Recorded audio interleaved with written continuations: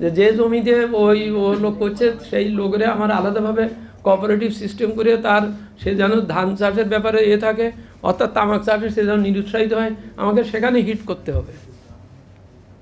উনি ওইদিকে করতে থাকলেন আর আমি এদিকে করতে থাকলাম, এটা তো হবে না।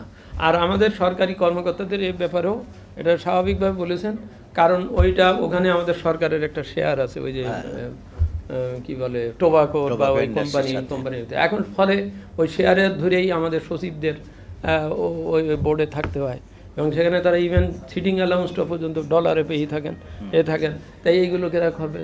তারপর তাদের ছেলে মেয়েদের চাকরি তারা দেবে। এটা তো একটা খুব স্বাভাবিক প্রক্রিয়ার ব্যাপার। আপনি তাকে লোভ দেখাবেন, আবার ওদিকে বলবেন না তুমি খুব হও, এটা তো হচ্ছে না, এটাও হয় না। এই জন্যেই আমি মনে করি এই আগামীকাল যে বিশ্ব তামাকমুক্ত দিবস, তার আগে আজকের এই সংবাদ সম্মেলন থেকে এই বাণীটা যাক যে এটা যেন আমাদের সকলের সামাজিক একটা উপলব্ধিতে আসে, আমরা যেন নিজেরা বুঝতে পারি, এবং সেটা বোঝার জন্য এই পারস্পরিক করে না। এমনই আপনি ভালো করেও দেখেন আমাদের যেসব মাদক আসক্ত নিরাময় কেন্দ্র আছে বা মাদকের এই যে আপনাদের সংগঠন বা এই যারা করছে, আপনি দেখেন এর ভিতরেও হয়তো আপনার স্পন্সর ওরা, মানে আপনার এদিকে ঠেকিয়ে রাখতেছে যে আপনি এরকম করেন, আপনার পয়সা দেবো। হ্যাঁ, আপনি কথা বলেন ঠিক আছে, এটা এখনকার যুগটা কিন্তু প্রতি বিপ্লবের যুগ, প্রতি বিপ্লবের যুগ, মানে ডবল স্ট্যান্ডার্ড। আপনি দেখবেন সেই লোক হয়তো বক্তৃতা দিচ্ছে, সে নিজেই বড় চোরা কারবারি, সে চোরা কারবারি বিরোধী অভিযানের প্রধান। হ্যাঁ, একটা নাটকে আমরা দেখেছিলাম যে এক ভদ্র মহিলা বক্তৃতা দিচ্ছে, খুব সামাজিক কথা টথা বলি, তো ওই বাড়ির মেয়েটা বসে বসে দেখতেছে, বলে কি আপা কয় কি, উনি বাসায় আমাদের প্রত্যেক দিন মারে, ঠেঙায় বা গন্ডগোল করে, আর এখন টিভিতে যেয়ে দেখি খুব এই আন্দোলন করছে। এই চেনা কিন্তু খুব মুশকিল। হ্যাঁ, আমরা এর ভিতরে মিশে গেছে। প্রতি বিপ্লব বলে এইটারে, আপনি নিজেই বিপ্লবের কথা বলবে, বলে এই বিপ্লবের শেষ করে দেওয়ার চেষ্টা করবে। এটা আমাদের কায়রোর যে তাহির স্কোয়ারের যে গণ আন্দোলন হয়েছিল, সেটারও মৃত্যু যেভাবে ঘটেছে, ও আরও কয়েক জায়গায় ঘটেছে।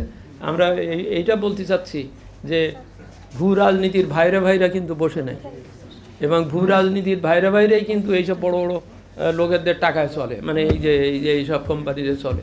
এই চক্র থেকে বেরিয়ে আসতে গেলে আমার নিজের ভালো নিজে বুঝতে হবে, নিজের ভালো নিজে বোঝার উপলব্ধি যখন আসবে, তখন আমার সিগারেট খাওয়া কমে যাবে, বা আমি গুল খাবো না। আমার গুল কিন্তু খুব মারাত্মক জিনিস, এটা ক্যান্সারের একটা খুব বড় ইয়ে।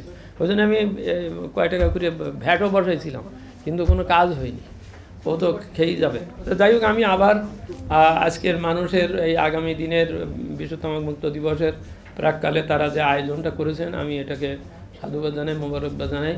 আমাদের অনেক ব্যস্ত থাকা সত্ত্বেও দাদা যখন বললেন, আমি বললাম যে দাদা, ওখানে আমি নিজে কোনো দিন সিগারেট খাই না, এটা ঠিক আছে, কিন্তু এই যে ভ্যাট নেওয়ার সময় 3 বছরে আমি দেখেছি কি জটিল পরিস্থিতি, আমাদেরকে কীভাবে ঘুরাতেন। তৎকালীন যিনি প্রধান উপদেষ্টা ছিলেন, তিনি আমার সেকেন্ড সেক্রেটারিকে পর্যন্ত ডেকে নিয়ে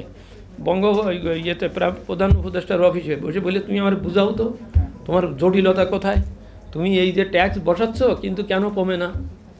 এটা স্বয়ং প্রধান উপদেষ্টা কিন্তু নিজের হি টুক ইট ভেরি সিরিয়াসলি, যে তোমার এই মনে হয় তোমার এই কত শলাকা, এত শলাকা, তারপরে এত শলাকাতে এত করে বাড়াইলে এত হয়, কিন্তু ও যে ভিতরে ভুল হিসেব দিয়ে বা অন্যভাবে করে যাচ্ছে।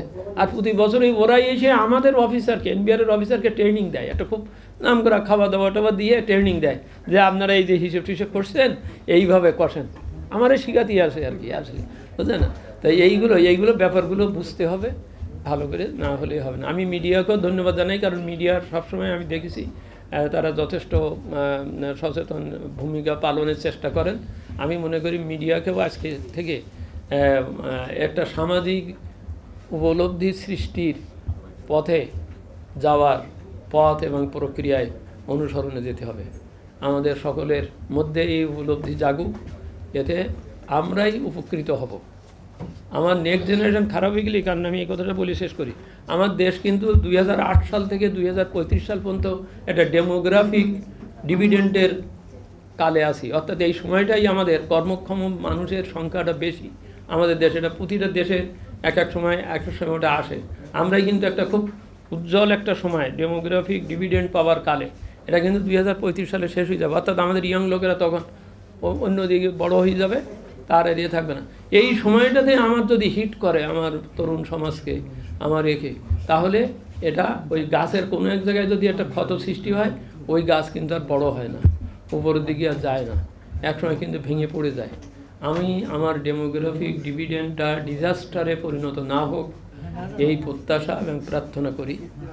আমাকে সব দিকে সব কারণগুলো দেখতে হবে, যে আমার এই কর্মক্ষম মানুষের মধ্যে নানান ধরনের রোগের বিস্তার ঘটে, আমার খরচ বাড়ুক, স্বাস্থ্য খাতের খরচ বাড়ুক, আমার বৈদেশিক মুদ্রা বিদেশে চলে যাক, এটা আমি কোনোভাবেই আমরা যাতে না চাই সেই দিকে চেষ্টা করতে। সকলকে ধন্যবাদ।